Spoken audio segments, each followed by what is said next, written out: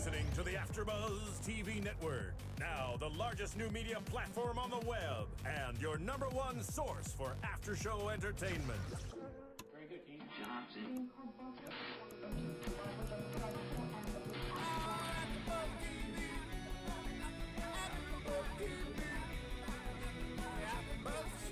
the AFTERBUZZ Studios in Los Angeles, California, presented by Maria Menounos and Bing.com, and streaming live thanks to Akamai Technologies, this is AFTERBUZZ TV's Archer After Show. We'll break down tonight's episode and get you all the latest news and gossip. If you'd like to buzz in on tonight's show, you can buzz us at 424-256-1729. That's 424-256-1729. And now, another post-game wrap-up show for your favorite TV show. It's AFTERBUZZ TV's Archer After Show. Hey there, Lonely Hearts Club, or internet, or whoever's listening. There could be people listening out there with their sweethearts. That's right. Getting down, settling in, cracking a bottle of wine, enjoying some chocolate, and listening to AfterBuzz TV. That's right. Hey everyone, Bing is for doing. We're doing AfterBuzz TV episode of Archer, recap for Season 4, Episode 5, titled Vicious Something like that. Viscous Coupling, let's just say that. Which could easily have been Vicious Coupling for what the episode was. Yeah. Before we go any further, let's just go ahead and get the introductions out of the way. I'm Greg Goodness.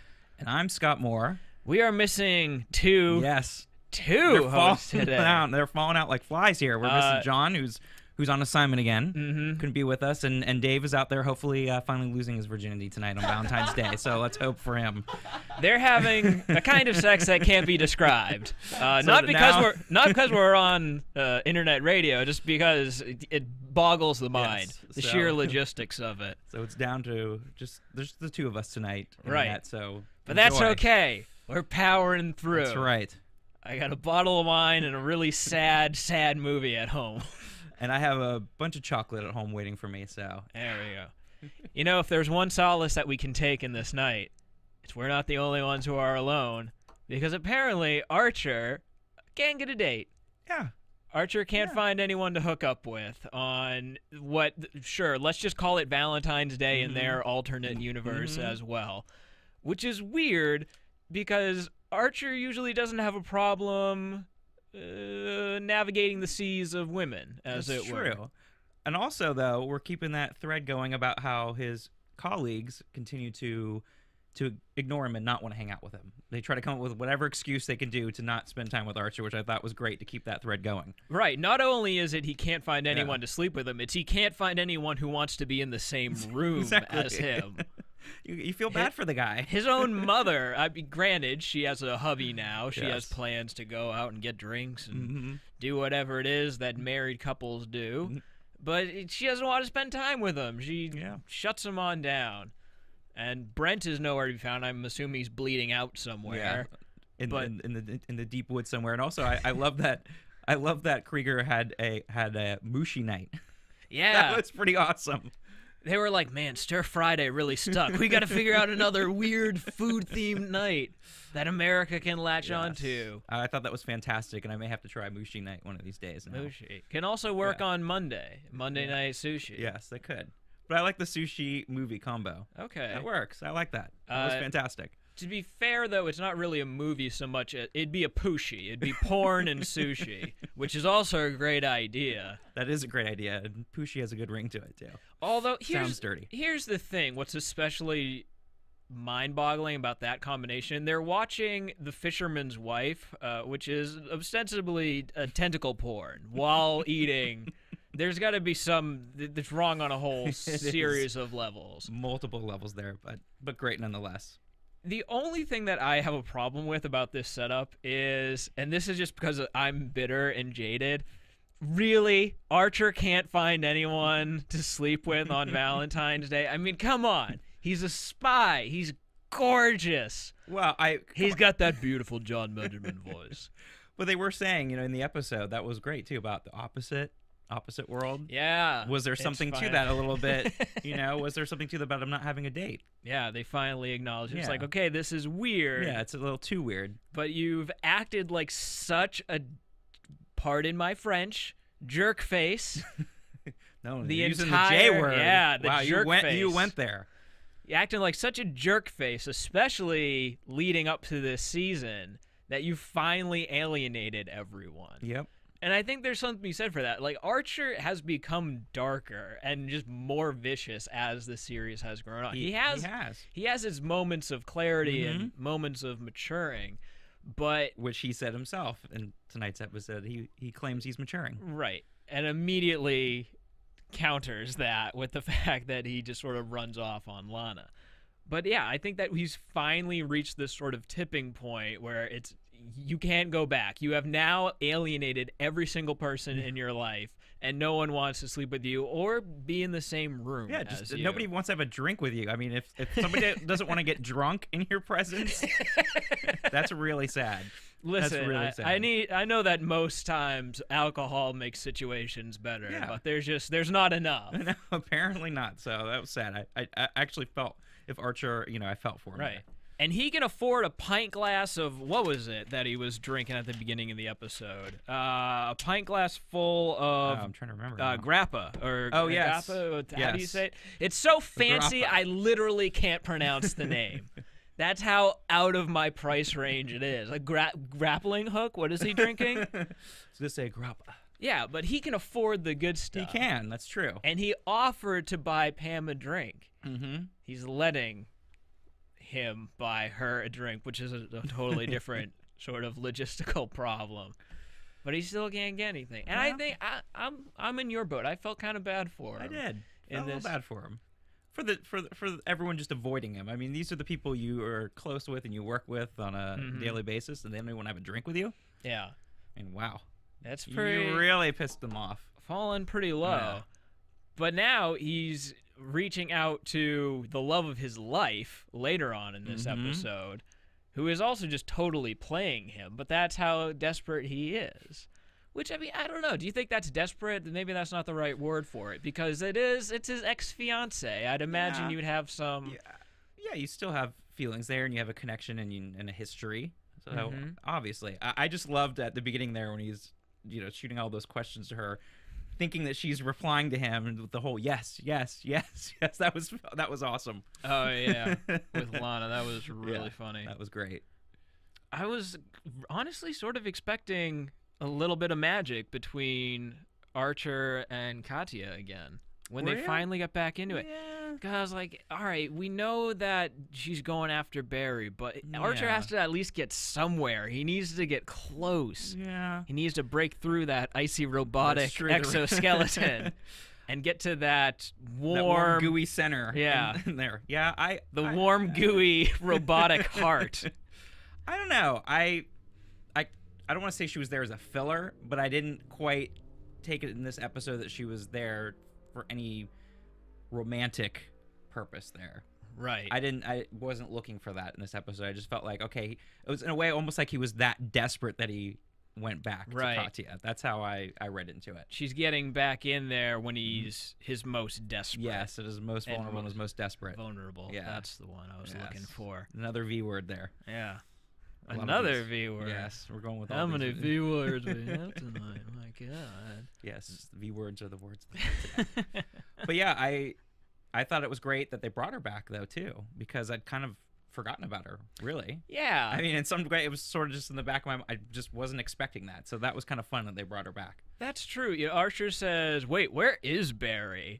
And that was my reaction for Katya, as I said, yeah, Katya. Wait, where was Katya? Yeah, right. And now we know she was pining away in a very luxurious apartment. Yes. Waiting Yeah, for living the life.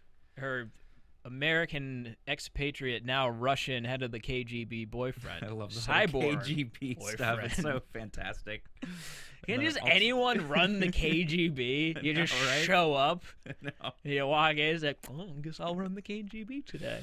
Well, I think that's pretty much what it is these days. Anyone can run it. Ooh, Russia slam.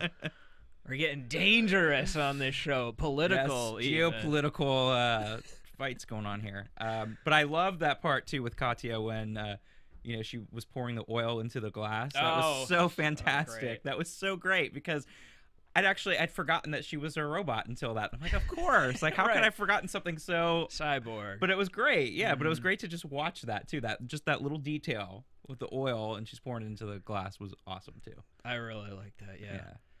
Well, folks, if you disagree with our points about Russia that we've been making, I love Russia, by the way. I've never been, but it looks great. You commie jerk, you. I was gonna say something worse. I'm restraining myself tonight. Yeah, you're staying with the J words. But if you not to be confused with the V words, right?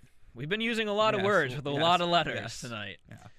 If you disagree with our points on Russia or anything, or if you agree, I was gonna say, how could you disagree? Right. Come on, let's be honest here. How could you disagree? You gotta it's all gold here. You gotta go onto iTunes. You gotta go onto iTunes. You gotta find us. You've already found us. Now you just have to rate us. You just have to say what you like, what you don't like. You gotta give us some love, okay? Dave, who's our lovely tech guy, not like the tech guy, but certainly the most technical out of me or probably you. I'm writing all my notes on my pad of paper here. He'll go in. He'll read out your name. He'll give you a shout out. I couldn't do it this week because I'm technologically illiterate, but we appreciate it. And I just can't multitask. I can't, chew gum and text at the same time. Exactly. So it's too much for me. So go out there, go on iTunes, rate us, download us, rate some other shows while you're at us. AfterBuzz has a lot of great shows out there. A plethora of shows. A veritable cornucopia. Yes. Don't challenge me. Look them up. Find us, find some other shows, rate, comment. Believe it or not, really helps us out. Keeps the lights on, as it were. And we'll give you smooches. And these are bright lights. We need it. Right. We'll give you smooches. Yes. Long and the short of it. Speaking of smooches, I don't think I'm ever going to find a transition that starts with anything other than speaking of. Speaking of smooches, you know who's getting a lot of smooches in this episode? Who, Greg? On various parts of her body? Miss Lana Kane. That's right. She is back with Cyril. Yes, I know. Here I was talking about it earlier, getting ahead of myself there, but yeah. What? I know. What? Lana's back with Cyril? Yeah. After the way he treated her? Not good. Girl. I know. Come on, girl. You could do so much better. Pick yourself up off the floor. Go find yourself a decent man. Although 14 months, that's a considerable amount. That is. It's a good amount of time there. It's not it's a horrible amount of time. It's the worst amount of time. Well, that's what I'm saying. It's a good amount of time. It's a long time. Yeah. That's what I meant. Good and not the good sense. It's a amount of time is what you were saying. Yes. 14 months is a amount of time. So she's got to get some, as it were. She's got to find someone. She needs the warming embrace of a man. Yeah. I'm sure there are plenty of people who would disagree with me on that, but yeah, she wants to go out, she wants to have some fun, and I guess Cyril is the man to do it.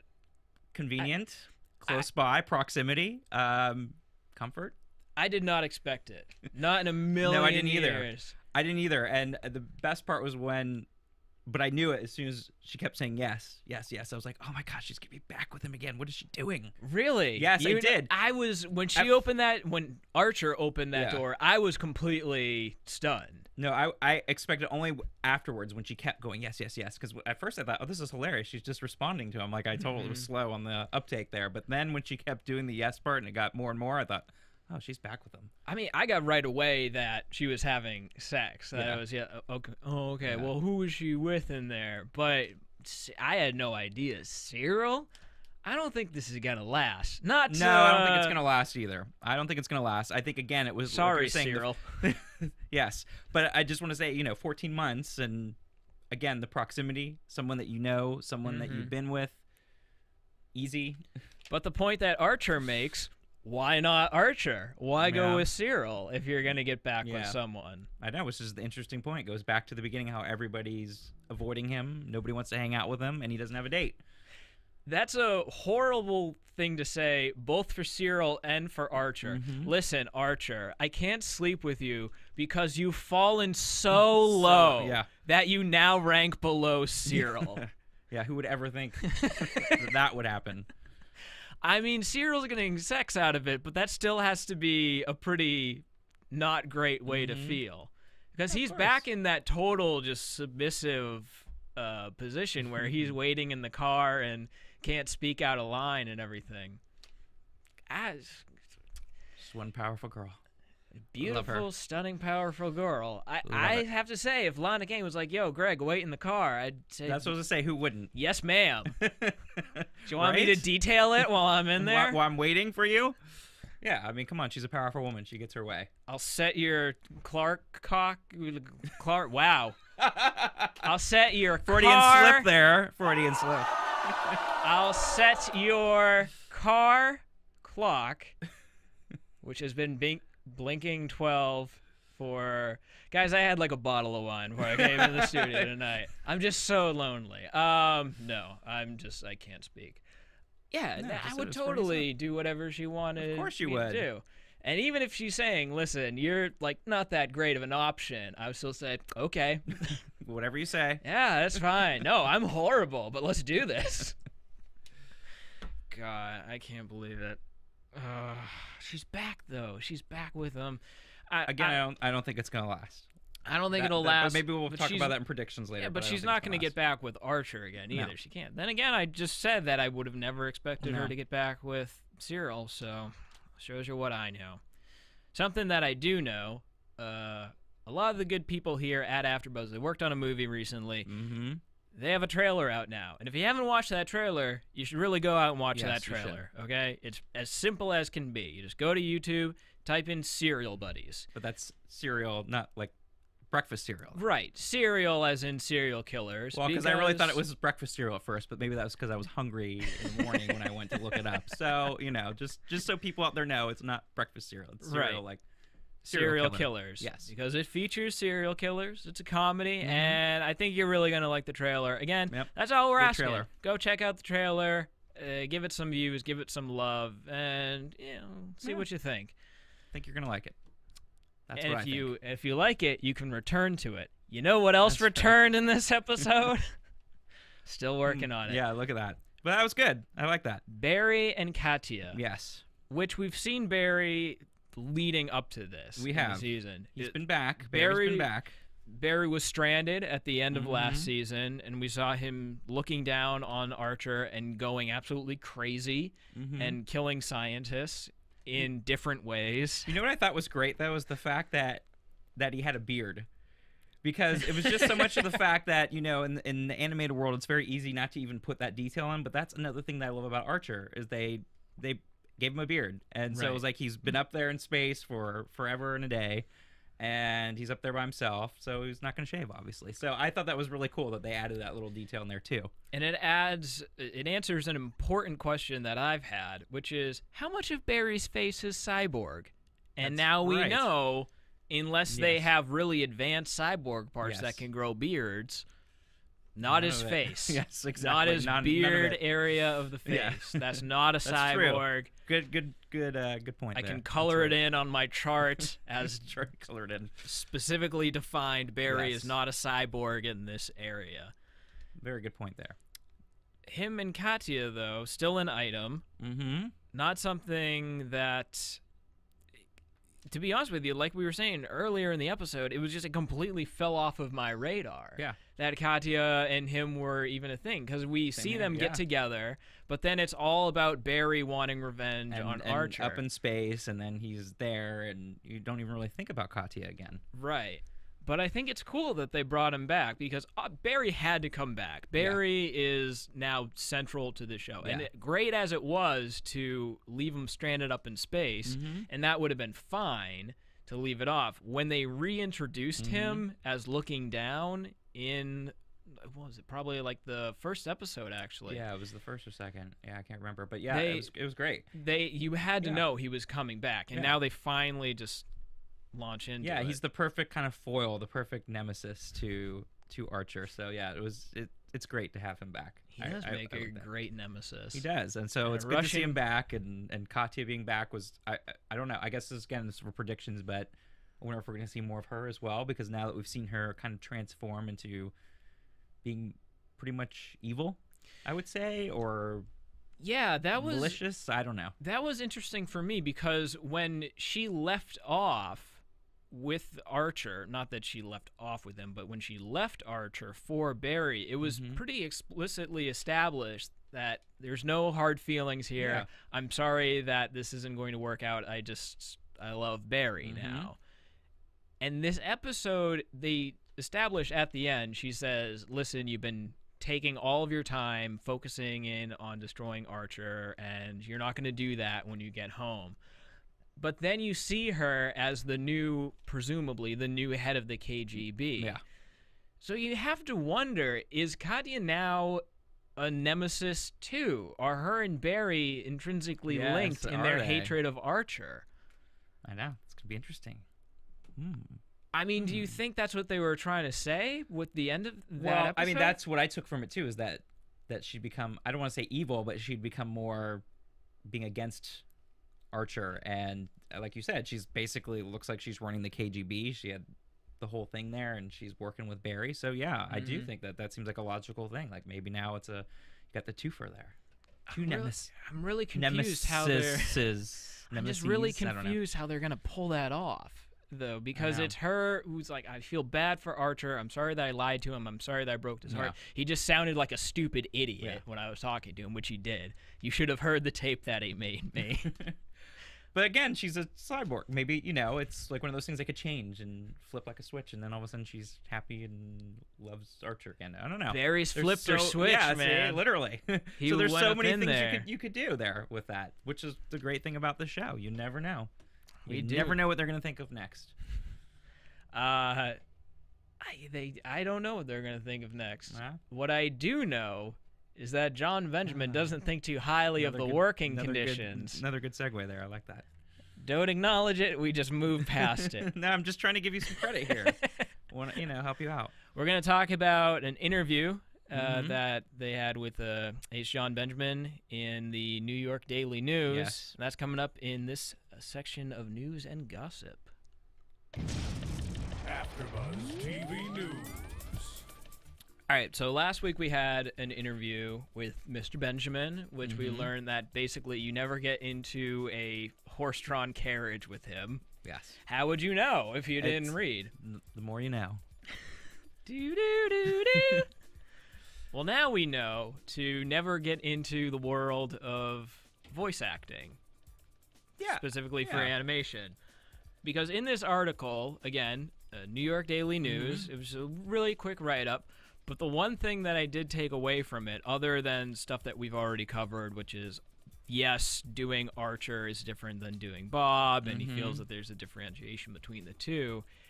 He said that doing voiceover work is like working in a Cuban sweatshop. Yeah, that was a nice comparison there. Which, I don't know how many sweatshops there are in Cuba. I mean, I know it's like communist and it's not like particularly great working conditions, but... yeah, Chinese sweatshop would probably be the more apt metaphor. Mr. Benjamin, not that you've done anything wrong or you've answered incorrectly. No. Just a little confused of Cuban. But here's the thing, though, that I do agree with him, especially if you have friends and people that work in the VO industry, is that it is very tough. And I feel like they don't get the credit that they do deserve, because a lot of times you're working in a VO booth by yourself, and like he was saying I think in an early article, you don't even see your castmates at all. You come in at different times and you're doing your parts, and you don't even get to see everybody. So you have no energy to kind of take off of from your fellow castmates. I mean, so yeah, I give a lot of credit to VO artists because it's a very difficult thing. People do entire movies, animated movies, and don't even meet their co-star. Yeah. I mean, it takes a lot. So I at least give them credit for that, because you got to really be on top of it to be able to do the voiceover acting. So. And what he was saying is, it's not only do you not have that energy, he didn't use that specific phrase, but you have basically 100 people looking in at you in that booth. Like you're in the fishbowl there. Are you gonna read it? Yeah. Can you read it better, maybe? Yeah, you're just literally, you're sitting in this like fishbowl environment. You've got all these people watching you too, and critiquing every little thing that you're doing. So, and I don't know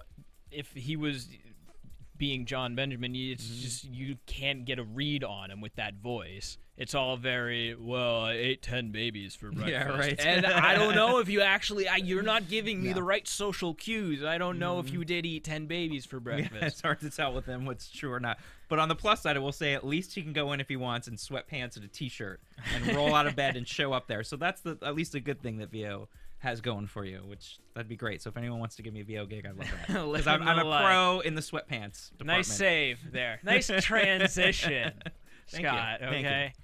Speaking of transitions, let's transition to, I'm going meta on that one, our predictions. Let's hear that spooky theremin music. And now, your AfterBuzz TV predictions. Every week, it's just all this energy builds up, and then I hear that spooky theremin music, and I'm on easy street. I get scared. It actually does its stated purpose for you. It freaks me out. Again, in John's absence, I'm going to do it. Predict something. All right, well, I'm kind of going back with what we were talking about. I think there's two things there. I don't think that Lana and Cyril are going to stay together. I think that was sort of just to go with this episode. And I'm hoping to see more of Katya. I like the return of Katya with Barry and this whole evil nemesis. I don't know how you say that, but I'd like to see more of her. So hopefully my prediction is that we'll see more of her as well. So, yeah. I'm going to go ahead and I think I've finally figured out the season arc for this. Is we've now gotten to a place where you're right. Archer is completely alone. No one wants to hang out with him. Bottom right there. He's no longer like the cool spy that can just blow off everyone. He's now the lonely kid in the corner. Yeah. So I think, and this is a weird general overarching prediction, but I think that towards the end of this season, we're going to see him starting to make a real effort to win all of these people back. It's no longer going to be people putting up with Archer and him putting up with them in his mind. It's Archer's going to actually try to actively win these people back. I like that one. It's deep. That's deep, but it's all I got. That was good. That and more tentacle porn. Yeah, right. We always could use more tentacle porn, please. Yes, and if anyone has any tentacle porn out there, you can feel free to send it in to us. No, we're cool on that. I don't need any. I've got my mind. You say you already have your whole collection. Exactly. I dare you to send me some that I don't already have. All right, everyone. You can follow me on the Twitters, the twits, at Generic Maverick. Yes, and you can twit me at sman80. That's SMAN80. We hope you have a safe and happy Valentine's Day. Productive Valentine's Day. Whatever way that works for you. Go back to your mechanical, cold, unfeeling lovemaking, America. From Bing.com, executive producers Maria Menounos, Kevin Undergaro, Phil Svitek, and the entire AfterBuzz TV staff, we would like to thank you for listening to the AfterBuzz TV network. To watch or listen to other after shows and post comments or questions, be sure to visit AfterBuzzTV.com.